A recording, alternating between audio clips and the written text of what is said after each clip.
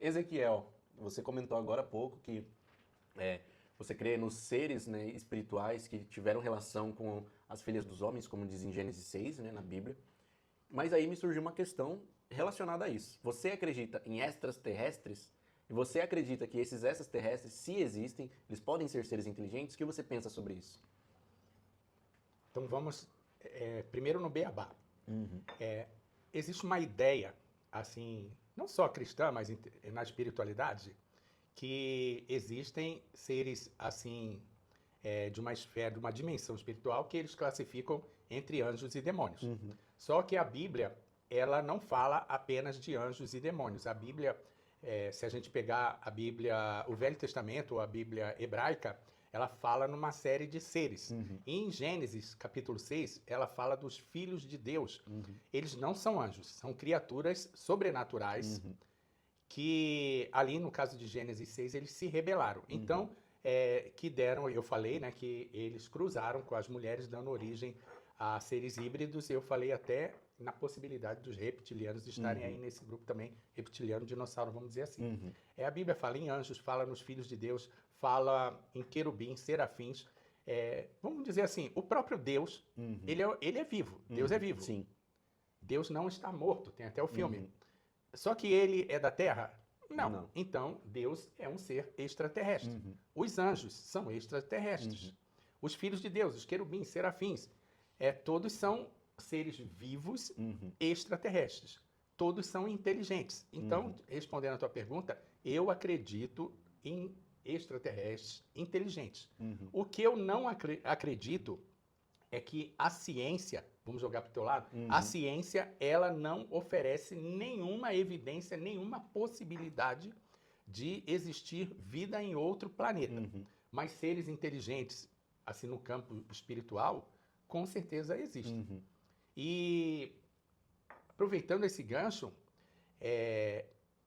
eu acredito que desse ano para o ano que vem, nós teremos assim uma quantidade imensa de aparições de extraterrestres. E vamos ter muitas, porque o próprio Jesus falou que no final dos tempos seria como nos tempos de Noé. E se ali o dilúvio foi por causa dessa aparição desses seres extraterrestres que cruzaram com as mulheres, e nós estamos caminhando para o final dos tempos, nós vamos ver muitas manifestações. Como assim eu posso citar algumas? Por exemplo, aqui próximo de nós, Varginha, aquela história do O ET de Varginha, né? Ali é uma região que, aquele caso não foi um caso isolado. Tem muitas aparições ali naquelas matas em Varginha. Teve um jogo do Vasco que foi assim um episódio com maior aparecimento de naves, de ETs, assim, do mundo. Aconteceu aqui no Brasil durante um jogo do Vasco. Vocês podem pesquisar aí. Mas esses seres, eles estão vindo de outro planeta para cá? Não. Eu acredito que todas essas aparições são aqueles seres que a Bíblia fala que Deus lançou na Terra. Eles estão aí na Terra. E eles podem se materializar de várias formas. A Bíblia fala que o próprio Satanás, ele pode aparecer como anjo de luz. E não só como anjo de luz, ele pode aparecer de qualquer jeito. Então ele pode aparecer como uma mulher bonita. Tem as histórias da sereia que atrai o cara para o mar. Ele pode aparecer na forma do ET de Varginha, pode aparecer na forma de um saci. No Japão tem muitas histórias de extraterrestres também, mas lá aparece de outra forma. Sim. Então eu acredito que sejam esses seres em rebelião contra Deus, caídos, que foram lançados aí na Terra. Alguns estão entre nós e a maioria está aí nas matas, está nas cavernas aí. De vez em quando, não sei por que eles querem se fazer visíveis para os seres humanos. Eu tenho um comentário da parte... Tem... Científica ou pessoal? Mas da parte do estudo da ciência, assim. Cara, em relação a... eu concordo com o que você falou, né? E de fato, se a gente for pelos fatos, pelas definições, né? Deus e os seres espirituais, né? Que estão nas regiões celestiais são seres extraterrestres inteligentes, né? Agora, também tem olhando assim, dentro da investigação científica, de fato, hoje a gente não tem evidência de organismos biológicos que são extraterrestres e são inteligentes, né? Então, existe um campo de investigação, né, chamado astrobiologia, que aí você utiliza ferramentas da astrofísica, da física, da química, da biologia, então é uma área interdisciplinar, para tentar checar a possibilidade de existir vida em outros planetas. E até hoje não se tem nenhum sucesso em encontrar uma vida em outro planeta, né? Mas se eu fosse chutar, vou dar um chute, eu diria que é possível que exista seres microscópicos em outros planetas. E o universo é muito grande. É possível que não tenha, mas é possível que tenha. Eu Você ficaria está com a falando, possibilidade de você tá sim. falando que não tem vida inteligente, mas pode ter alguma coisa.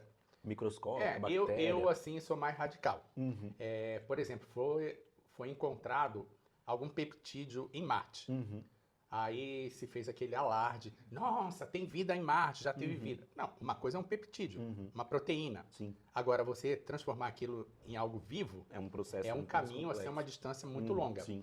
Por que que eu falo também que eu só acredito na vida na Terra? Uhum. Vamos voltar lá no passado da filosofia, é, havia uma crença geocêntrica, que a Terra era o centro do universo. Uhum. Depois, Copérnico e Galileu também veio com essa ideia de que não, Kepler. era heliocêntrica. Mas eu acredito que realmente a Terra ela gira em torno do Sol, mas tudo converge para a Terra. O universo em termos assim,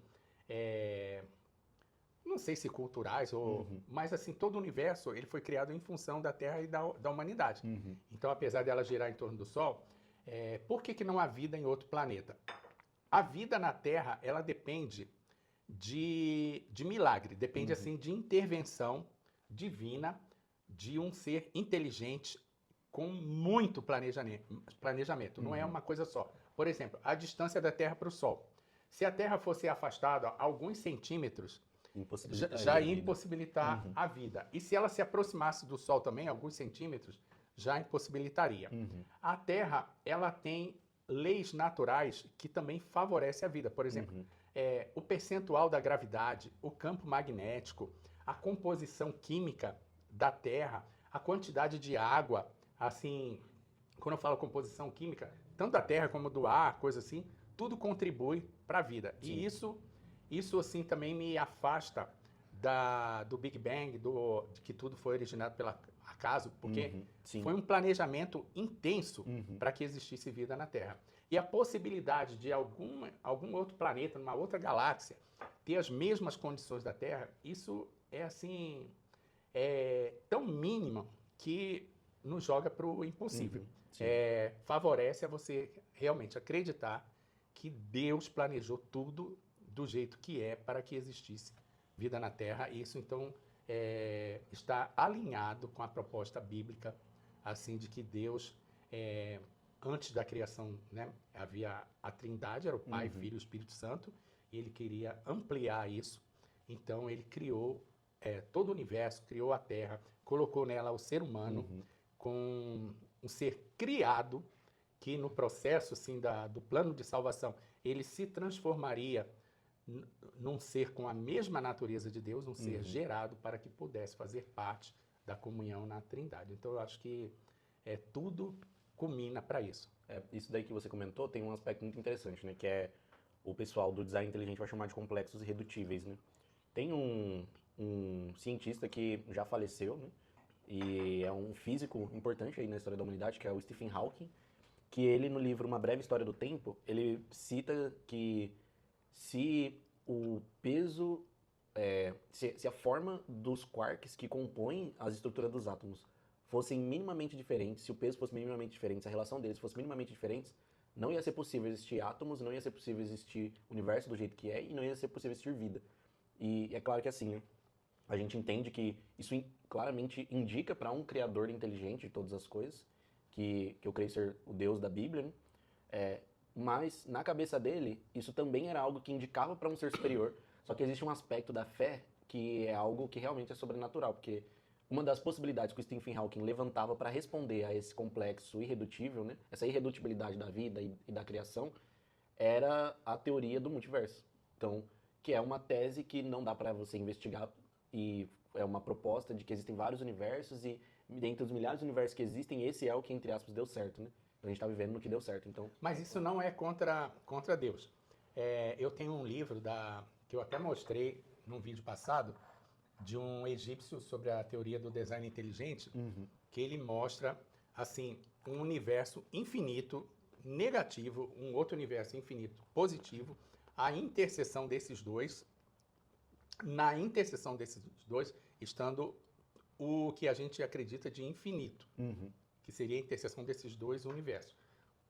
E isso não está em desacordo com a Bíblia, que ela fala assim, de uma realidade, vamos dizer, muito além da nossa realidade natural, né? Vamos dizer assim, onde fica o reino dos céus hoje?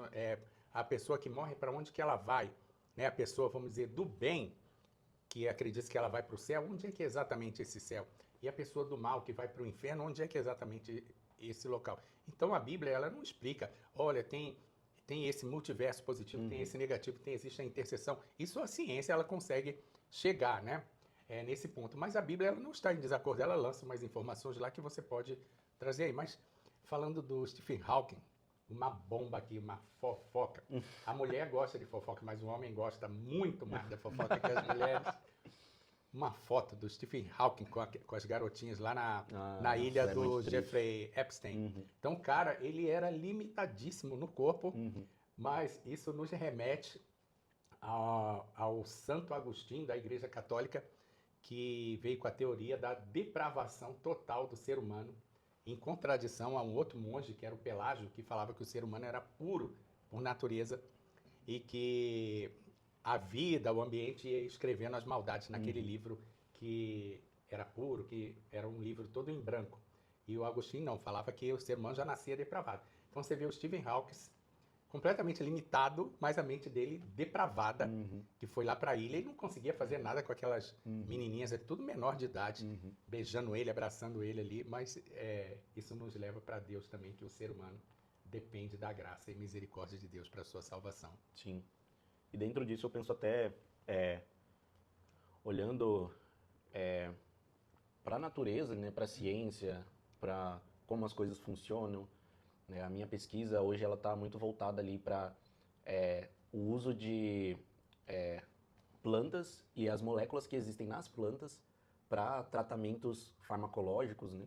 Então, propriedades antitumorais, propriedades antioxidantes, né? Então, é muito interessante ver como que existe uma natureza em que você consegue encontrar até problemas para as mazelas humanas dentro da própria natureza, né, como medicamentos, remédios e tal. Então, quando eu enxergo essa ligação que existe na natureza, a complexidade que existe no funcionamento de uma planta, a complexidade no funcionamento de um organismo, isso me remete muito a pensar que é mais coerente existir um criador que fez tudo isso do que pensar que tudo isso é fruto do acaso. Eu acho que exige mais fé eu afirmar de que toda essa complexidade e beleza que existe na natureza se deu pelo acaso do que dizer até que isso veio por causa de um ser criador e inteligente. Não podemos negar nessa questão do acaso e, vamos falar assim, tomar como exemplo as mutações. Deus criou algo bom, perfeito, só que a própria doença no organismo, eu acho que ela não nos afasta de Deus, mas ela nos aproxima de Deus.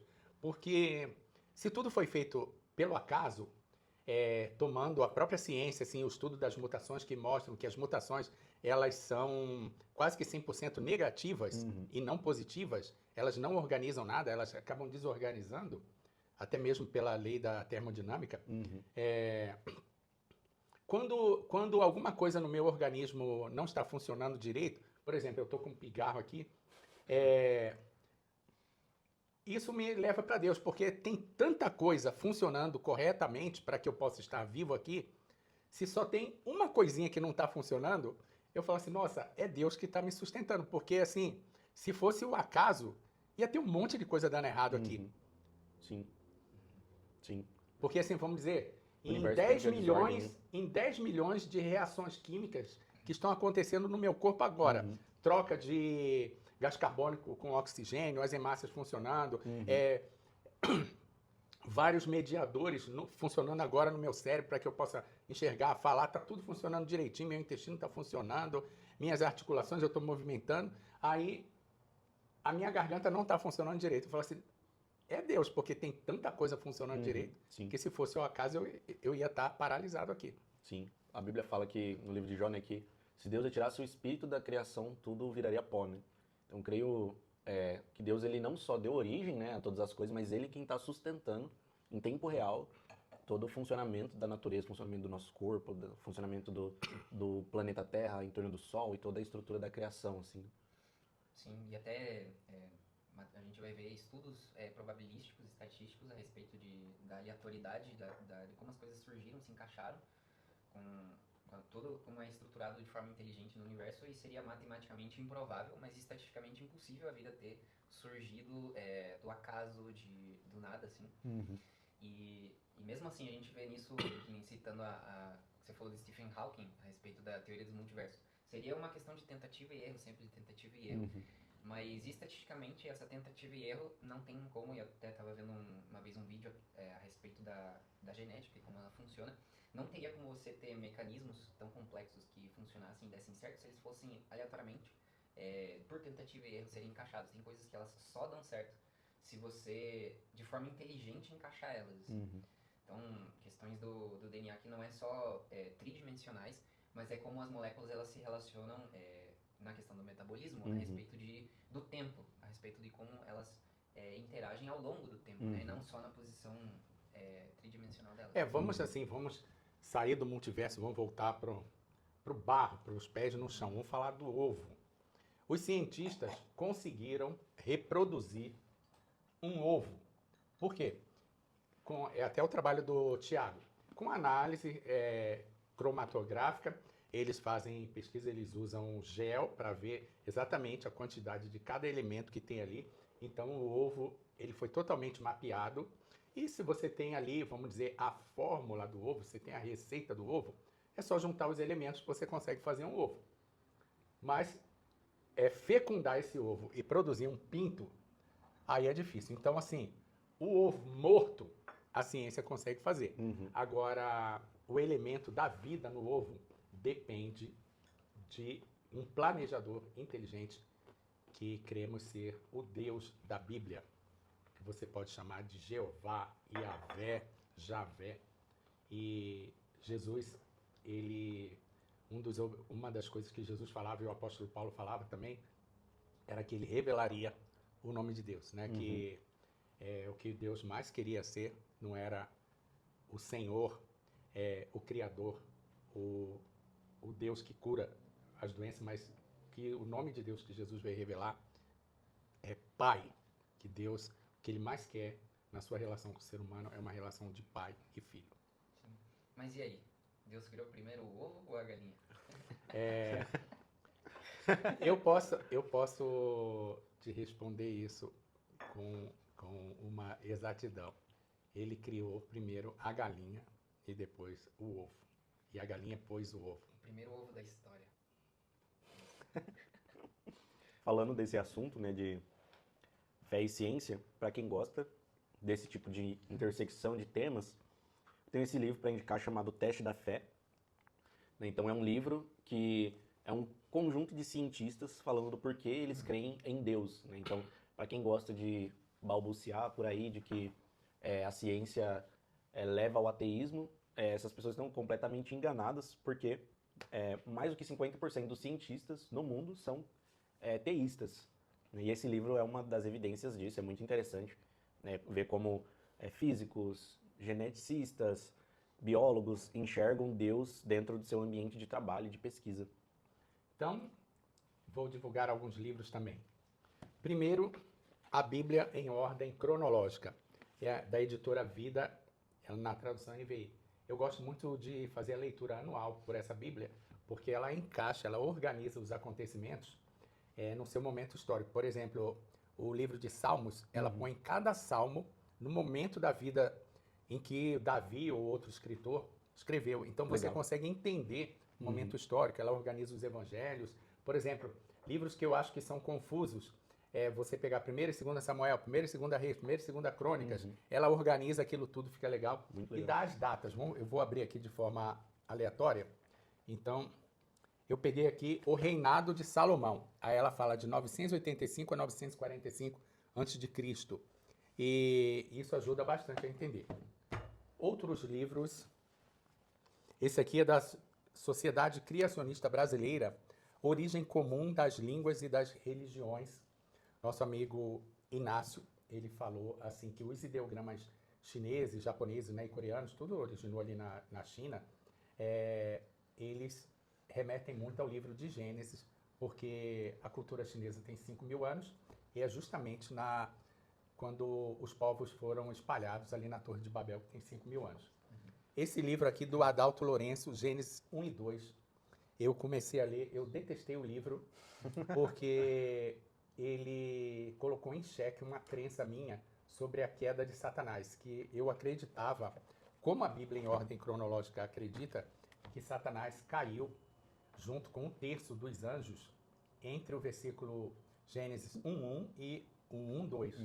Só que os cristãos, eles se baseiam num versículo de Apocalipse, que fala que Satanás caiu com um terço das estrelas do céu, mas isso não aconteceu ainda. E Adalto Lourenço diz que a origem do mal foi no Jardim do Éden. Então, depois eu passei a acreditar igual a ele e gostei do livro. Fé e Razão e História da Terra, Leonard Brand. Muito bom esse livro para quem quer se aprofundar.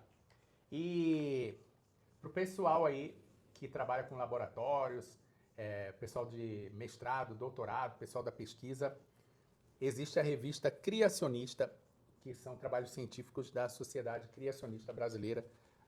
Essa aqui, a teoria do design inteligente, ordem, complexidade, entropia, complexidade irredutível, um tema que o Thiago falou ali, sedimentologia, hidrodinâmica, são temas científicos tratados pela ótica criacionista. Gigantes no Sudão, fala do darwinismo, filosofia, bem legal essa revista, Sociedade Criacionista Brasileira. Ok? Minha última indicação. Tem um livro para quem gosta de pensar em... a gente comentou um pouco da ciência ter uma visão de mundo por trás, existe uma visão cristã que permitiu a ciência existir, existem pessoas que são naturalistas, isso é uma visão de mundo também. Então esse livro chamado Cosmovisão, a história de um conceito, ele explica de onde surgiu esse termo cosmovisão dentro da filosofia e como que esse termo foi trabalhado nas áreas puramente filosóficas, nas áreas de ciência da natureza, nas áreas de ciências sociais. Então é um livro muito interessante para a gente entender os pressupostos que nós e outras pessoas têm em relação à realidade no qual nós vivemos, né? Então, um livro aí bem interessante para quem gosta de conceituar as coisas, né?